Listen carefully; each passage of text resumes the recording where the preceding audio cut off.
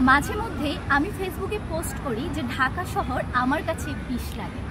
এর কারণটা হচ্ছে আমি খুব গ্রাম প্রিয় মানুষ। গ্রামের গাছপালা, সবুজ, এই ব্যাপারগুলো আমাকে খুব আকর্ষিত করে। তো যখনই আমার মনে হয় যে আমি ঢাকা শহরের যান্ত্রিকতায় হাঁপিয়ে যাচ্ছি, তখন আমি আমার গ্রামকে খুব মিস করি।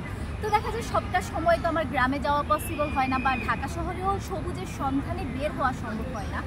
তখন আমি কি করি, বইয়ের পাতাতে ডুব দিই। আর এই ক্ষেত্রে আমাকে সবচেয়ে বেশি যে বইটি হেল্প করে সেটি হচ্ছে বিভূতিবাবুর এই আরণ্যক বইটি। এই বইটি আমি ঠিক কতবার পড়েছি তা আমার জানা নেই। অনেক প্রকাশনীর অনেক রকম অনেক প্রচ্ছদে আসা এই বইটি আমি পড়েছি। রিসেন্ট আমাকে এশিয়া পাবলিকেশন থেকে এই বইটি পাঠানো হয়েছে এবং হাতে পেয়ে আমি আবার আরণ্যক পড়া শুরু করলাম আর হারিয়ে গেলাম বন জঙ্গলের মাঝে। এই বইটির মূল কাহিনী হচ্ছে সত্য নামের এক লোক, যে হচ্ছে কলকাতা শহরে থাকে, কিন্তু তার কোনো চাকরি হচ্ছে না। হুট করে একটা বন্ধুর সুবাদে তার একটা চাকরি হয়ে যায় এবং সেটা কলকাতা থেকে অনেক দূরে একটা গ্রামে।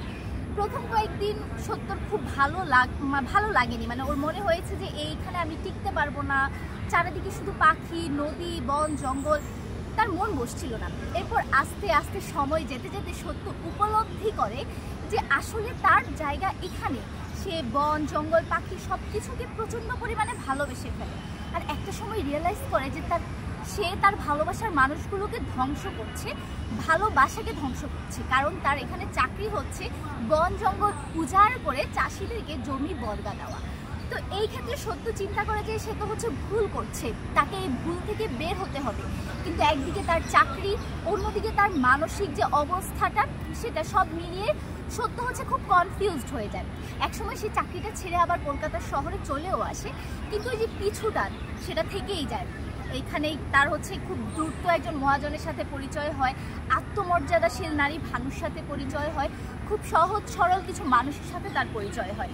তো এই পরিচয় থেকে না আস্তে ধীরে সে হচ্ছে এই অরণ্যকে ভালোবেসে ফেলে। এই বিভূতিবাবুর এই বইটা মূলত হচ্ছে বলা যায় যে আপনি যখন এই বইটি পড়বেন তখন আপনার কাছে মনে হবে যে আপনি হচ্ছে ওই বন জঙ্গলের মধ্যে ঘুরে বেড়াচ্ছেন। আপনি যদি বন প্রেমী হন বা না হন, তবু আপনি বইটা পড়তে পারেন। আমার কাছে মনে হয় যে এই বইটি একটি নোবেল ডিজার্ভ করে। বিভূতিবাবুর যে লেখাগুলো, এগুলো খুবই চমৎকার। তো এগুলো হচ্ছে আরও বেশি প্রসার হওয়া দরকার। আমি বলবো যে এই বইটা আমি যতবার পড়ি বা যতবার পড়বো, আমার কাছে ততবারই এটা নতুন মনে হবে এবং ততবারই আমি খুব এনজয় করবো। তা আপনারা যারা হচ্ছে এরকম কোনো লেখা পড়তে চান বা যারা এখনো পর্যন্ত আরণ্যক পড়েননি, আমি আশা করবো আপনারা খুব দ্রুতই আরণ্যক বইটি পড়ে ফেলবেন। আজকে এই পর্যন্তই। ভালো থাকুন।